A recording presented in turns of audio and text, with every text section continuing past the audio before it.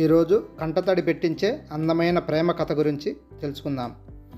Bank time అయిపోవడంతో హుషారుగా ఇంటికి వెళ్ళడానికి బ్యాగు తీసుకుని తన వస్తువులు సరిచూసుకుంటూ ఉండగా ప్రసాద్ ఫోన్ రింగ్ అవుతుంది. నెంబర్ చూడగానే తన మొహంలో చిన్న చిరునవ్వు. కాల్ లిఫ్ట్ చేసిన ప్రసాద్ బయలుదేరి వస్తున్నా, రెడీగా ఉండు, హాస్పిటల్కి వెళ్దామని భార్యకు చెప్పి కాల్ కట్ చేసి బ్యాంకు నుండి బయటకు వచ్చి బైక్ తీయబోతుండగా మరలా ఫోన్ రింగ్ అవుతుంది. అసహనంగా నెంబర్ వైపు చూశాడు. కానీ కళ్ళల్లో ఆశ్చర్యం. ఆ నెంబరు తను ఒకప్పుడు ఎంతగానో ప్రేమించిన సులోచనది. సులోచన నాకు ఇప్పుడు ఎందుకు కాల్ చేస్తోంది అని ప్రసాద్ అదిరిపడి, హలో ఎవరు అని అడిగాడు ప్రసాద్. హలో, నేను సులోచనను అంది. ఏం సులోచన అన్నాడు ప్రసాద్. నన్ను మర్చిపోయావా అని అంది సులోచన. అబ్బా, తమరు ఏమైనా మర్చిపోయేంత చిన్న గాయం చేశారా మనసుకి? అయినా ఇప్పుడు ఇదంతా ఎందుకులే కానీ ఎందుకు కాల్ చేశావు అన్నాడు ప్రసాద్ విసుగ్గా. జస్ట్ పలకరిద్దామని అంది సులోచన. ఇంకా బ్రతికే ఉన్నానో లేదా అని, లేక ఈసారి పూర్తిగా నన్ను చంపి వెళ్ళడానికా అని అన్నాడు ప్రసాద్. నీ స్థానంలో ఉంటే నేను కూడా ఇలాగే మాట్లాడేదాన్ని అంది సులోచన. ఊరికే చెత్త మాటలు నాకెందుకు? అసలు నాకు ఎందుకు ఫోన్ చేశావు, ఆ విషయం చెప్పు అని అన్నాడు ప్రసాద్. ఏమీ లేదు ప్రసాద్, మా అమ్మ వాళ్ళ ఇంటికి వచ్చాను. నిన్ను కూడా ఒకసారి చూసి వెళ్దామనిపించింది. ఇంకా ఈ నెల రోజులు ఇక్కడే ఉంటాను. వీలుంటే ఒకసారి ఇంటికి రా ప్రసాద్ అంది సులోచన. మరో మాటకు అవకాశం లేకుండా కాల్ కట్ చేసి ఇంటికి బయలుదేరాడు ప్రసాద్.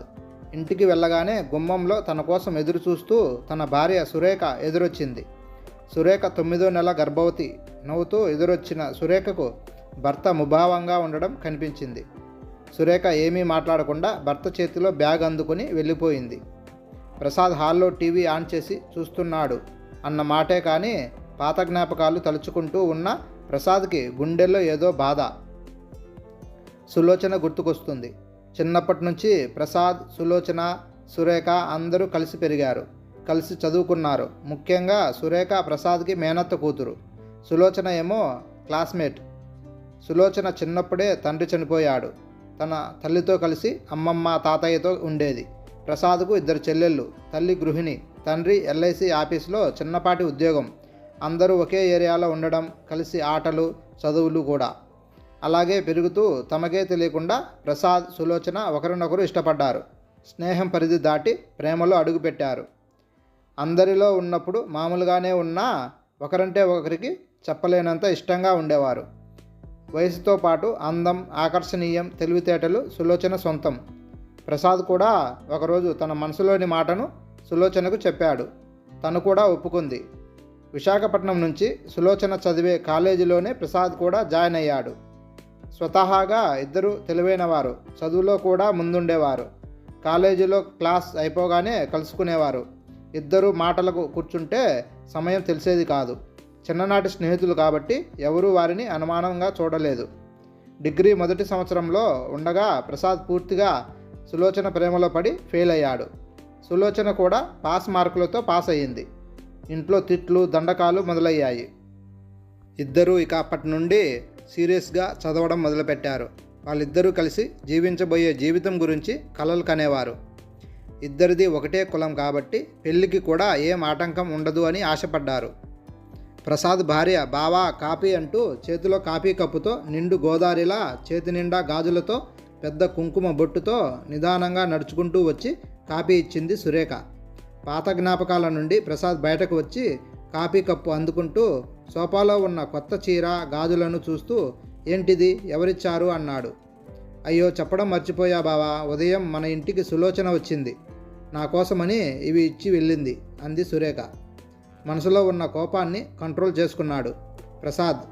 లేచి బెడ్రూమ్లోకి వెళుతూ సురేఖ వైపు తిరిగి చూసి, నాకు కొంచెం తలనొప్పిగా ఉంది, డిస్టర్బ్ చేయకు అన్నాడు.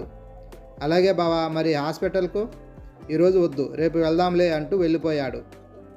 వెళ్ళి బెడ్పై పడుకున్నాడు. తనకు తెలియకుండా తన కంటి నుండి 2 కన్నీటి బొట్లు కారుతున్నాయి. మళ్ళీ గతంలోకి వెళ్ళాడు ప్రసాద్. ప్రసాద్, సులోచన ఈసారి పోటీ పడి చదివారు. ఎక్కువ మార్కులు ఎవరికి వస్తాయా అని. ఇద్దరికీ కూడా మంచి మార్క్స్ వచ్చాయి. అప్పుడే సులోచన పెళ్లి సంబంధాలు చూడడం మొదలుపెట్టారు వాళ్ళ ఇంట్లో వాళ్ళు. ఇంట్లో చెప్పి ఒప్పించే ధైర్యం ఇద్దరిలోనూ లేదు. అప్పుడే ప్రసాద్ బ్యాంక్ ఎగ్జామ్స్ రాయడం, అతనికి జాబు రావడం చకచకా జరిగిపోయాయి.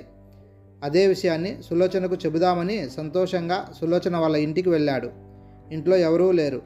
అందరూ బంధువుల ఇంట్లో పెళ్ళి ఉంటే వెళ్ళారు. ఎప్పుడూ లేని విధంగా సులోచన ప్రవర్తించింది. ప్రసాద్ ఎంత సంతోషంగా మాట్లాడుతూ ఉన్నా సులోచన పెద్ద ఇంట్రెస్ట్ చూపించడం లేదు. పైగా ఇంకెప్పుడు నన్ను కలవవద్దు ప్రసాద్, నాకు పెళ్ళి నిశ్చయం చేశారు, బహుశా ఇదే లాస్ట్, ఇక నుండి ఫ్రెండ్స్గా మిగిలిపోదామంది. ఒక్క క్షణం ప్రసాద్కు ఏం మాట్లాడాలో అర్థం కాలేదు. నీకేమైనా పిచ్చా లేక జోక్ చేస్తున్నావా? పెళ్ళి వద్దని అంటున్నావు అన్నాడు. జోక్ కాదు, సీరియస్. నిన్ను కొన్ని రోజులు భరించడమే కష్టం. జీవితాంతం నేను నిన్ను భరించలేను. ఎవరితో మాట్లాడనివ్వవు, ఎవరైనా ఏదైనా అంటే గొడవ పడతావు. ఇలాంటి నీతో పెళ్ళి అంటే కష్టం, మన ఇద్దరికీ సెట్ అవ్వదు. నీకు నచ్చిన అమ్మాయిని పెళ్లి చేసుకో. నెక్స్ట్ మంత్ నా పెళ్ళి మా దూరపు బంధువుల అబ్బాయితో. తను కూడా గవర్నమెంట్ జాబ్ అంది సులోచన నిర్లక్ష్యంగా. చూడు సులోచన, నాది అనుమానం కాదు, ప్రేమ మాత్రమే. ఎవరితో మాట్లాడకు అని నేనెప్పుడూ చెప్పలేదు. మంచి అలవాట్లు లేని అబ్బాయిలు నీతో మాట్లాడడం నాకు నచ్చలేదు. అదే చెప్పాను తప్ప వేరే ఏమీ లేదు. నిన్ను నా సొంతం అనుకున్నా, నా ప్రాణం కంటే ఎక్కువగా ప్రేమించాను. నీకు దెబ్బ తగిలితే నేను విలవిలలాడిపోయాను. నిన్ను ప్రేమించాను కాబట్టి నిన్ను పసిబిడ్డలా కాపాడుకోవాలి అనుకున్నా. ఇప్పుడు తెచ్చుకున్న ఉద్యోగం కూడా నీకోసమే. ఉద్యోగంతో వచ్చి మీ పెద్దలతో మాట్లాడి నిన్ను పెళ్లి చేసుకుందామనే కదా అన్నాడు బాధగా. అయినా సులోచన ఏమీ వినే ఆలోచనలో లేదు. వద్దు, నువ్వు నాకొద్దు, ఇక్కడ నుండి వెళ్ళిపో అంటూ మాట్లాడింది. చివరకు ప్రసాద్ ఎంత బతిమాలుకున్నా కూడా సులోచన వినలేదు. ఎంతో దిగులుతో ఇంటికి వచ్చాడు ప్రసాద్. ఇక ఆ రోజు నుండి సులోచన కనిపించలేదు. 2 నెలలకు సులోచన పెళ్లి జరిగిపోయింది. ఇక ప్రసాద్కి వేదన బాగా ఎక్కువైపోయింది. పెళ్ళైన నెల రోజుల తర్వాత ప్రసాద్ వాళ్ళ ఇంటికి వచ్చింది సులోచన. అందరితో సంతోషంగా మాట్లాడి ఏమీ జరగని దానిలా ప్రవర్తిస్తూ. ప్రసాద్తో కూడా చాలా మామూలుగా మాట్లాడింది. ప్రసాద్ మనసు రగిలిపోయింది. ఎంత ప్రేమించాను, కానీ సులోచన ఇంతలా మారిపోయింది అనుకున్నాడు ప్రసాద్. వారం రోజుల తర్వాత అకస్మాత్తుగా ప్రసాద్ తండ్రి హార్ట్అటాక్తో చనిపోయారు. ఒకదాని తర్వాత ఒకటి. ఒకవైపు సులోచన దూరం, ఇప్పుడు తండ్రి మరణం, ప్రసాద్పై కుటుంబ బాధ్యత. అప్పుడే ప్రసాద్ మేనమామ తన కూతురు సురేఖని ఇచ్చి పెళ్లి చేసి పెద్ద మొత్తంలో కట్నం డబ్బులు ఇచ్చాడు. అంతేకాకుండా తన చెల్లెలు ఇద్దరికీ మంచి పెళ్లి సంబంధాలు చూసి ప్రసాద్ మేనమామ ఘనంగా పెళ్లిళ్ళు జరిపించాడు. కార్యక్రమంలో సులోచన ప్రేమ తన మనసుని అప్పుడప్పుడు రగిలిస్తున్నా బలవంతంగా సులోచనను మర్చిపోయే ప్రయత్నం చేసేవాడు ప్రసాద్. 1 సంవత్సరం నుండి తన భార్య సురేఖను ప్రాణంగా చూసుకోవడం మొదలుపెట్టాడు. సులోచన చేసిన తప్పుకు సురేఖను బాధ పెట్టడం మంచిది కాదు అని. ఇప్పుడు ఇద్దరూ అన్యోన్యంగా ఉన్నారు. ఇలాంటి టైంలో సులోచన మరలా ఎందుకు వచ్చింది అని ఆలోచనలో పడ్డాడు ప్రసాద్. మరుసటి రోజు ఉదయాన్నే సురేఖ, బావా బావా త్వరగా నిద్రలే అంటూ నీకు విషయం చెప్పాలి అంది. ఏంటి అన్నాడు కళ్ళు తెరవకుండానే. సులోచన చనిపోయిందట, త్వరగా లే బావా అంది. ఒక్క క్షణం మెదడు మొద్దుబారిపోయింది. ప్రసాద్కి కళ నిజమా అనిపించింది. సురేఖ నేను కూడా వస్తాను అంటున్నా వినకుండా ప్రసాద్ బైక్పై వేగంగా సులోచన వాళ్ళ ఇంటికి వెళ్ళాడు. నిర్జీవంగా ఉంది సులోచన ఇంటి ముందు. మనసంతా దిగులుగా ఉంది. తన మీద కోపం రావట్లేదు, జాలి అనిపిస్తుంది ప్రసాద్కి. కార్యక్రమాలన్నీ పూర్తి అయిపోయాయి. ఇంటికి వచ్చాడు ఏదో పోగొట్టుకున్నవాడిలాగా. ఇలా ఉండగా వారం రోజుల తర్వాత ఆఫీస్లో తన మెయిల్ ఓపెన్ చేశాడు. అది సులోచన చనిపోవడానికి ముందు చివరిగా పంపిన మెయిల్. చాలా ఆత్రంగా చదవడం మొదలుపెట్టాడు. ప్రియమైన ప్రసాద్కి, ఇలా నిన్ను సంబోధించడానికి నాకు హక్కు లేదు, కానీ నా మనసులోని స్థానం ఎప్పటికీ చెరగనిది. నాకు తెలుసు నీకు నాపై చాలా కోపం ఉందని. కొన్నింటిని నీతో చెప్పుకోవాలి అనిపిస్తుంది.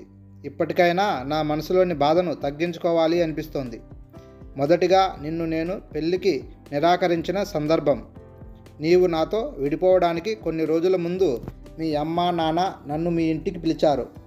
మన ప్రేమ విషయం తెలిసి కూడా తెలియనట్లు ఉన్నారని నాకు అర్థమైంది.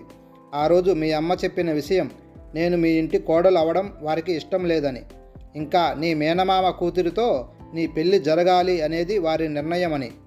నీ పెళ్ళి నీ మేనమామ కూతురితో జరగడం వల్ల మీ చెల్లెలకు మంచి సంబంధాలు తెచ్చి మీ మేనమామే వారి పెళ్లి ఖర్చులు భరించుకుంటారు అని చెప్పారు. ఇంకో విషయం, ప్రసాద్ వాళ్ళని కాదని మనం పెళ్లి చేసుకున్నా మనల్ని విడగొట్టి నన్ను నీ నుండి దూరం చేస్తామని చెప్పారు. భయపడ్డాను, బాధపడ్డాను. అందరూ బాగుంటారు అంటే మన ప్రేమను త్యాగం చేయడంలో తప్పు లేదు అనిపించింది. అందుకే కష్టంగా ఉన్నా బాధగా ఉన్నా నీకు దూరం అవుదామనుకున్నా. అలాగే దూరం అయ్యాను కూడా. నాకు పెళ్లి జరిగిపోయాక అసలు కథ మొదలైంది. మా ఆయనకు ఎవరో పెళ్లికి ముందు మన ప్రేమ కథ గురించి చెప్పారట. అది తెలిసిన రోజు నుంచి నాకు ఇంట్లో నరకం మొదలైంది. ప్రతిరోజు గొడవలు, దెబ్బలు, చిత్కారాలు. ఆయనకు నా మొహం చూడడం కూడా నచ్చేది కాదు. చాలా బాధ అనిపించేది. ఏం పాపం చేశానని ఈ నరకం నాకు నేను మనసారా కోరుకున్నా. నిన్ను కోల్పోయాను, నరకంలోకి వచ్చాను. ఈ విషయాలు చెప్పుకోవడానికి కూడా లేదు. అమ్మకు, అమ్మమ్మకు, తాతయ్యకు తెలిస్తే బాధపడతారని ఎవరికీ చెప్పేదాన్ని కాదు. మా ఆయన కూడా నాతో ఉండకుండా నెలలో 20 రోజులు ఆఫీస్ వర్క్ అంటూ వెళ్ళిపోవడం నాకు కూడా బాధ అనిపించేది. అందుకే బలవంతంగా ఆ పెళ్లి బంధంలో సర్దుబాటు చేసుకోలేకపోయాను. కనీసం నేను లేకుండా పోతే అయినా నా భర్త వేరొకరిని పెళ్లి చేసుకొని ఆయనైనా సుఖంగా ఉంటాడు అని. ఇప్పుడు కూడా ఈ నిజం నీకు తెలియాలనే చెప్తున్నా. మనస్ఫూర్తిగా నన్ను క్షమించు. నీ భార్య సురేఖ చాలా మంచిది. తనకు ఈ విషయాలు ఏవీ తెలియదు. మీ ఇంట్లో అందరూ ఈ విషయాలు ఏవీ నీకు తెలియవు అనుకుంటున్నారు. నువ్వు కూడా తెలియనట్లే ప్రవర్తించు. ఇక సెలవు అని మెయిల్ పెట్టింది సులోచన. మెయిల్ చదవడం అయిపోగానే ప్రసాద్ మనసంతా పశ్చాత్తాపంతో నిండిపోయింది. ప్రతి ప్రేమ కథకు మనకు తెలిసిన కోణం ఒకటే ఉంటుంది. అటువైపు జరిగే పరిణామాలు మనకు తెలియవు. సులోచన పడిన బాధ, మానసిక వేదన గుర్తుకొచ్చి వెక్కి వెక్కి చిన్నపిల్లాడిలా ఏడ్చాడు. తన జీవితం అర్ధాంతంగా ముగిసిపోవడానికి బాధ్యులు ఎవరు? పరోక్షంగా తన కుటుంబ సభ్యుల స్వార్థం అనిపించింది.